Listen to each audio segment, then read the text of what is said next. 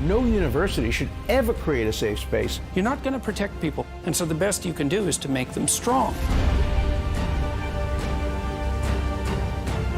It bothers me for the young people who are being deprived of anything that could open their minds.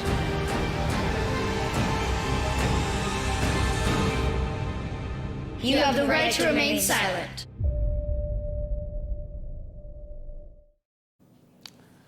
A new documentary wades into the battles of free speech and free thought. Dubbed No Safe Spaces, the film explores whether or not people are truly free to speak their mind. So here to discuss the film and why it's important, it's co-star of No Safe Spaces, host of the Adam Carolla podcast, Adam Carolla himself. He joins me now via Skype. Adam, welcome to the show. It's great to see you.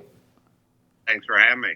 Absolutely. Adam, just tell us a little bit about the film. I've seen coverage of it quite a bit, basically everywhere. Now tell me just why you decided to make it at this particular moment in time. Why 2019? Well, obviously it wouldn't have made sense in 1999 because we didn't have this issue going on in 1999. It's going on now, and it's sort of running wild on college campuses. So we felt like it was a good time to make this movie because we needed this movie. And I think if you would have explained to anyone from almost any generation what's going on college campuses, they wouldn't have understood you until this time now. And so it's interesting, though, Adam. I mean, we've seen kind of this outrage movement on the campuses now for almost 6 years. What are some of the more egregious examples that you talk about in the film? And why do you think it's so important in order to make it and highlight it? Well, I think it's a problem, and I think any problem needs to be highlighted so it can be addressed and hopefully eradicated. To me, the more egregious problems and episodes in No Safe Spaces are, for instance, what went on Evergreen State when a very liberal professor there was sort of surrounded by an angry mob and angry students, and the dean called off the police, and the guy was basically running for his life. That was particularly egregious for me because he was a liberal professor at a liberal university, and it just showed that if you get out of step, even with your own kind, an angry mob will come after you. Mm-hmm. And so, Adam, I mean, what has the reaction been like to the film? I know that just even talking about free speech on campuses kind of seems to be a YouTube cottage industry on the right. So how do you separate this from being, calling out outrage for the sake of it and then being legitimately concerned with it?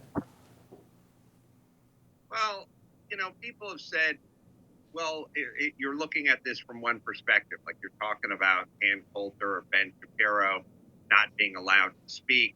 How about being more even-handed? And my answer is, okay, if Rachel Maddow tries to go to University of Wisconsin and they start lighting fires and turning over taxi cabs, then I would include her in this, or we would include her in this.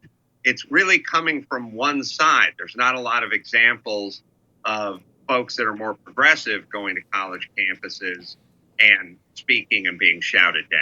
Mm-hmm. And so in your work generally and through this film, how has the reception been? Has there been any reckoning? Have you talked with any people on the left who've considered your ideas in good faith, or has it largely been a shutout and a rejection?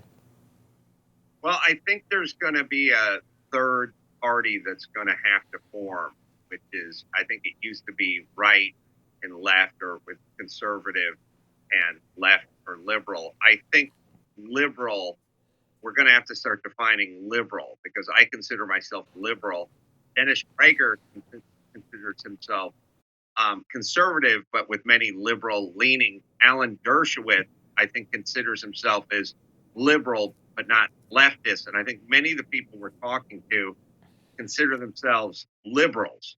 And I think we need to define that now, because I think what we're talking about, the people that are forming the lines so Ben Shapiro can't speak at Berkeley, are leftists. They're not liberals. A true liberal would want to hear varied opinion and varied.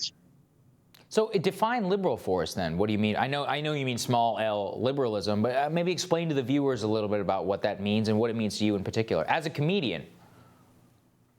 It's live and let live. It's, sticks and stones. It's that kind of thing. I feel that way about gay marriage. I feel that way about a pot plant in your backyard. I just feel like as long as you're not hurting anybody and as long as you're paying your taxes and you're taking care of your family and your neighbors and so on and so forth, then it's live and let live. And if somebody wants to come to a college and speak and I disagree with that person, that's fine. I'll go kick the hacky sack off over here in the quad and they can go speak in the auditorium. And the next week we'll have someone that I've invited to the campus who I agree with politically, or better yet, I'll go see the person I disagree with politically and hopefully learn something.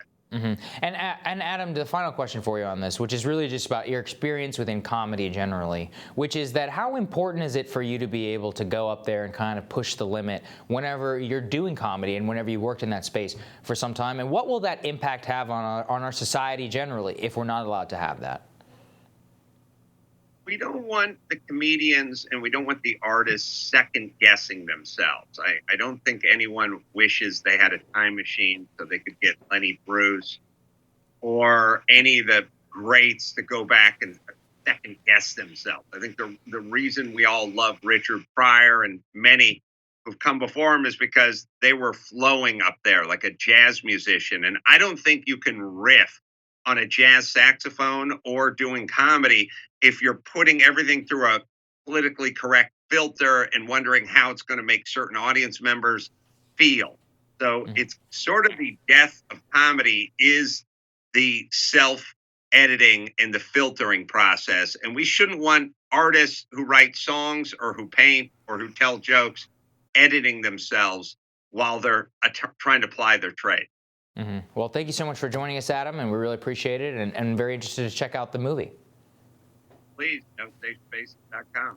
That's right. All right. We'll have more Rising for you right after this.